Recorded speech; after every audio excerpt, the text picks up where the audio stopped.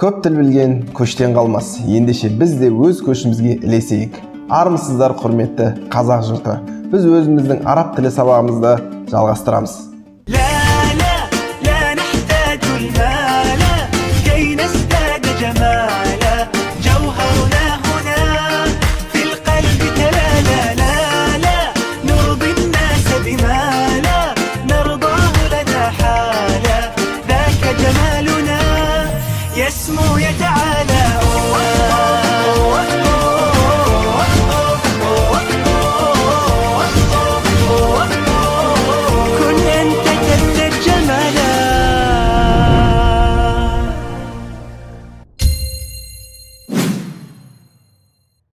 Сабағымызды бастамас бұрын бүгін алып өтетін тақырыптарға кішігірім шолып өтсек. Араб тіліндегі сөздердің екі топқа бөлінуі, яғни ақил, ғойры ақил, сұраулы шылаулар мен сұраулы сөйлемдердің жасалынуы және де жіктеу есімдіктерінің жекеше түрлері.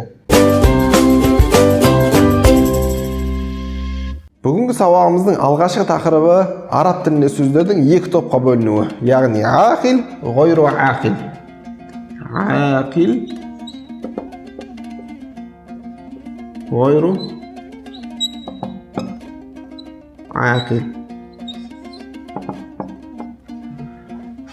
Ақылды, ақылсыз. Бұл бөлік қазақ тілінде де бар. Бізде жанды, жансыз. Тек араб тілінде біраз өзгеше. Ақил тобындағы сөздерге тек адамдарды жатқызамыз. Ғойру ақил, яғни ақылсыз тобындағы сөздерге адамдардан тыс барлығын. Мысал келтіретін болсақ. Табиб, табибун, яғни дәрігер. Мухандис, мухандис, инженер, мухандис, мухандисун. Ал енді ғойру ақил, яғни ақылсыз топтағы сөздерге барлығын жатқызамыз адамдардан тыс. Мысалы, бәйт, бәйтун, үй, сулламун, баспалдақ деген секілді. Алдыңғы сабақта естеріңізде болатын болса, мән және мә сөздерін алған болатынбыз. Яғни кім және не. Мән, мә. Кім, не. Мән атты сұрау есімдігімен біз ақил топтағы сөздермен қолданамыз. Мысалы, мән, хәді. Бұл кім деген сұраққа біз хәді муаллимун, муаллимун деп жауап береміз. Бұл мұғалім. Мә хәді мысал келтіретін болсақ, мә хәдихи делік. Мә хәдихи, хәдихи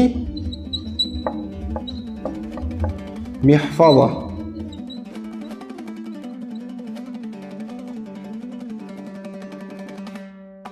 Михфаза, бұл амьян.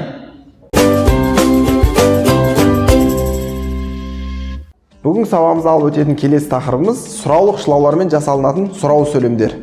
Яғни сұраулық шылауымыз хәл сөзі. Айта кететін жайт, қазақ тілінде сұраулы шылаулар, яғни ма, ме, папе сұраулы сөйлемнің соңында келетін болса, араб тілінде сұраулық шылау сөйлемнің басында келеді. Яғни хәл сөзі. Мысал келтірейік. Хәл хәзә қаламун. Бұл қалам ба. Бұл сұраққа біз екі сөзбен жауап береміз. Наам немесе лә. Я немесе жоқ. Бұл қалам ба сұрағына демек наам хәзә қаламун. Я, бұл қалам деп жауап береміз. Немесе лә хәзә зорфун. Жоқ, бұл конверт.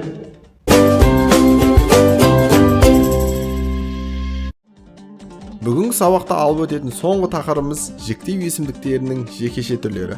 Алғашқы есімдігіміз әна, яғни мен деген сөз. Мысалы, әнә бағлан, мен бағлан. Келесі есімдігіміз әнта, яғни сен ер адамға. Әнта Ильяс, сен Ильяс. Келесі есімдігіміз әнти. Әнти дегенімізде сен, тек әйел адамға. Әнти мумаррила, сен медбикесің. Келесі есімдігіміз хуа, яғни ол. Мысалы, ол студент дегеніміз хуа талибун, ол оқушы. Келесі есімдігіміз хия. Бұл да ол деген сөз, тек әйел адамға. Мысалы, хия муаллиматун, ол мұғалім әйел. Осы менен сабағымыз өз мәресіне келіп жетті. Сабағымыз пайдалы болды деп үміттенеміз, және сіздерді келесі сабақтарымызда асыға күтеміз. Достар, үй тапсырмасы естен шығып кетіпті. Оларды әдеттегідей видео астындағы сілтеме арқылы таба аласыздар. Сабағымыз пайдалы болды деп үміттенеміз, және сіздерді келесі сабақтарымызда асыға күтеміз.